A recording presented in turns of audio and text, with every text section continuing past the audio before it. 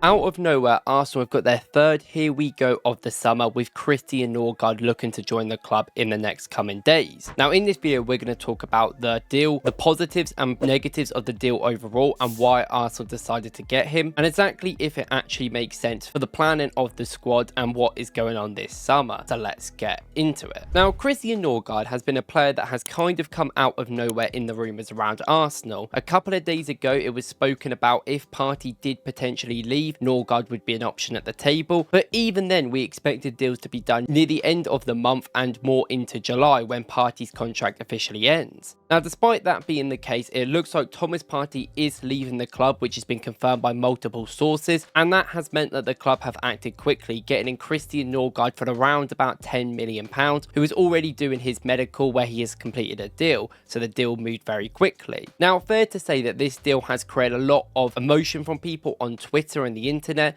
and let's say a lot of people aren't exactly happy overall. Now first of all, when you look at Nørgaard tactically, you have to consider he is quite a different player to Partey overall. Partey is a much better player on the ball at maybe dictating tempo and finding passes through from the back line, although I have mentioned that I think that has been something that has been dropping off for him for the last couple of years. Nørgaard is a very suitable player on the ball, but it's not necessarily where I think he is the best at. Now if you look at some of his stats, I think in progressive passes they are very good, and you have to consider that he does play for Brentford, and Brentford have a really good mix between playing a low block system and everyone getting back and helping, but also playing a very pressing system to dictate teams, especially them lower teams in the league, and change their methods up, which I do think is one of the reasons why Brentford are a really good team to buy from. With Nørgaard, I think that he can do both of these roles brilliantly, and from a passing way, I do think that some of his passes are more efficient or effective than necessarily being special. He isn't exactly someone that is going to make these insane passes across the pitch, but he has a good idea of when to make passes, when not to, and kind of ticks things along. Not really that player that is going to be the outstanding passer that's going to create deeper, which shouldn't be too bad if Arsenal do play a double pivot with him still in there. And if you look at the amount of times he has the ball in games and the amount of passes that he does with the completion, it is very low for central midfielders, defensive midfielders. He's not someone that you're going to see really dictate and be on the ball 100 touches a game. He is going to be more of a aggressive off the ball player, a player that is very smart in them ways rather than being that on the ball player. But when you've got to think he is the complement for Zubimendi, the backup for Zubimendi, I think it is important Arsenal get different profiles, and I do think he is a completely different profile to a natural creative passer like a Zubimendi from deep, so it kind of makes sense when you think about it in them ways despite his weaknesses on the ball. Now despite them maybe slight weaknesses, even though he is still pretty good on the ball, he is more of a traditional defensive midfielder. Now he is a very aggressive player, and like we mentioned, he loves running around and cover a massive area. He was one of the players that ran the most in the last season, and I know he is old and we will get into all of that details, but he can still add valuable options to run around the pitch and give us them legs that people have been talking about. Now straight away we might as well talk about it because it's probably one of the most important things with our team, that he is a very good duel winner. Someone that is very lanky, but he is quite strong as well. He is able to really be aggressive in a tackle and be physical, and it's one of them midfielders that you see at Premier League mid-table clubs nowadays. Someone that is going to be physical into players, always try and win the ball back, and also give it to a game to these big teams, which is something that could be quite helpful. Not only I think is he very good in duels, and I like how he kind of uses his body to go into duels, going body first and then using his feet to kind of come away with the ball, which I think can be very useful. He's also quite a tall player for a central midfielder. He's 6'1" overall, and has also been quite good in the air. Now from midfield and in duels perspective, in the air he is very good. He wins about 1.5 aerials per 90, which is very high within central midfielders,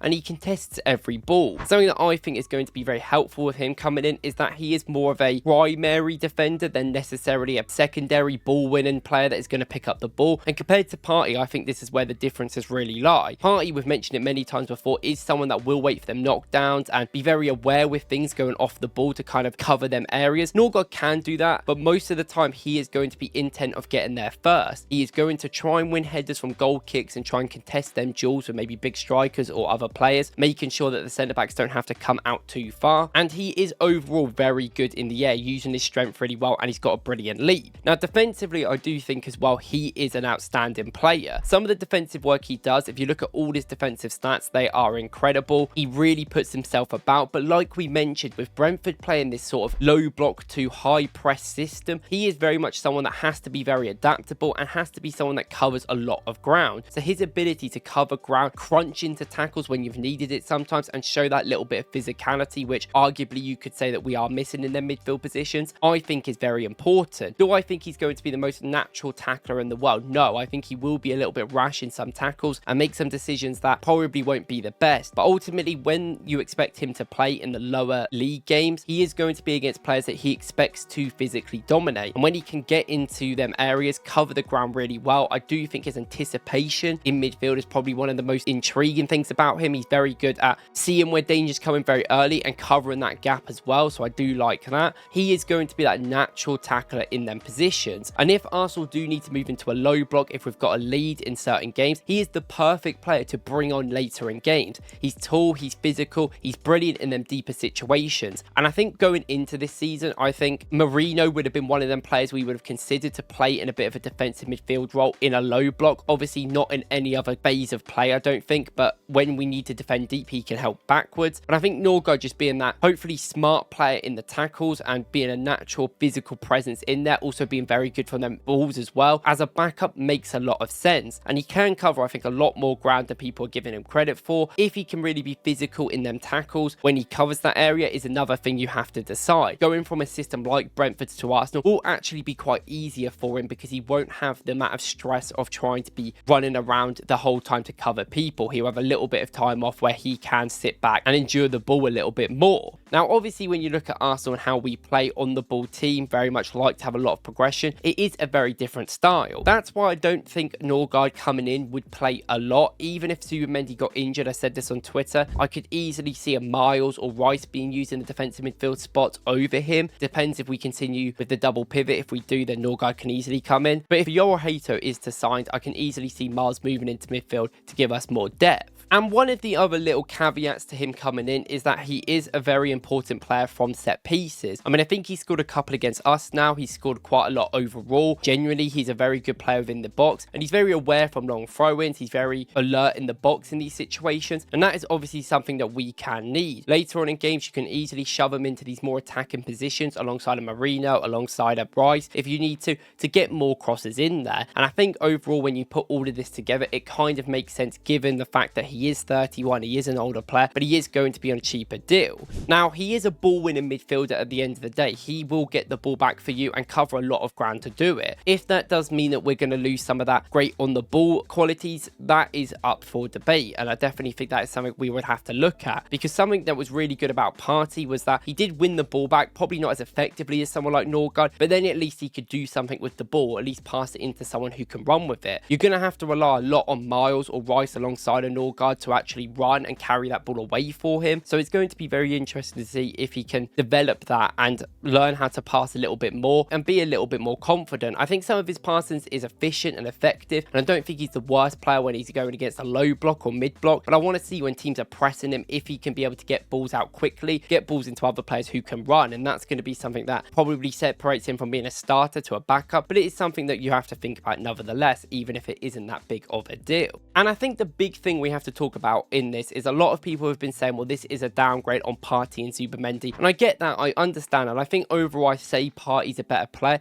very different player, and I'm not sure Partey is exactly what we're looking for in the team right now, and I think defensive transitions is such a liability for him, which I don't see Norgaard struggling with anywhere near. But ultimately, like I've said many times, you've got to think about the finances. Norgaard is reportedly coming in for around £10 million and 60k a week wages. That is over a third cheaper than what Partey wanted to re-sign with the deal. I think one of the reasons why this has been made is because it is a stopgap option. Now, a stopgap option doesn't need to be a bad signing. It is just a player that will come in for 1 to 2 years. I know his contract might end up being 3, but I can't imagine him staying that long, where he can give us good backup, good legs in that midfield and help us when we need to. I think there's a lot of good midfielders out there. There's even people like Adam Wharton, Baleba, Buadi. There's so many great midfielders that we could easily invest in within next season and going into the future. Now, it doesn't really worry me because we've quite clearly not got the money to spend in midfield right now, because we need a striker and we need a winger and probably a left back as well if other things happen. Now, I understand the frustration of a lot of Arsenal fans that we haven't done them business yet and we're kind of signing squad players, but we have acted quickly to get a Norgaard, to get a Kepa in the last couple of weeks. Now, it really is going to see going into the start of July if we can make them big deals happen, which we need to, but ultimately you don't sign players on priority, you sign them given the market and how you can with opportunities, and it just happens to be that Norgaard and Kepa were obviously a lot easier to get in than a Šeško or Gyökeres overall, and I don't have any doubts that Arsenal will sign a striker or left winger, and I think if we get to a couple of weeks time we haven't, then it's reason to panic and be frustrated. But we've needed to pad the squad out for a lot. We've needed to do more of these Jorginho type signings, which in the end was a very successful player for the club, and he's going to bring experience which we've needed and we don't have within our team. He's going to be the oldest player within the squad, which is important. I don't really see many reasons to complain about this signing. He is a very underrated player and actually has been very good for Brentford, for a great team for a while now, and I know his age is something that we'd want a little bit younger, and I think we would want a little bit more inspiring signing. I understand that, but it's really not the end of the world because he is going to be a second/third option in defensive midfield going into the future, and if we do get injuries like we did this season, at least we've got some suitable backups now where hopefully the main players can do the job if we buy a striker and winger, of course. But let me know in the comments what you guys think overall. Do you think it's a good signing? Do you think it's a confusing one? And what do you think about Partey leaving the club? Thank you guys for watching. I'll see you in the next one.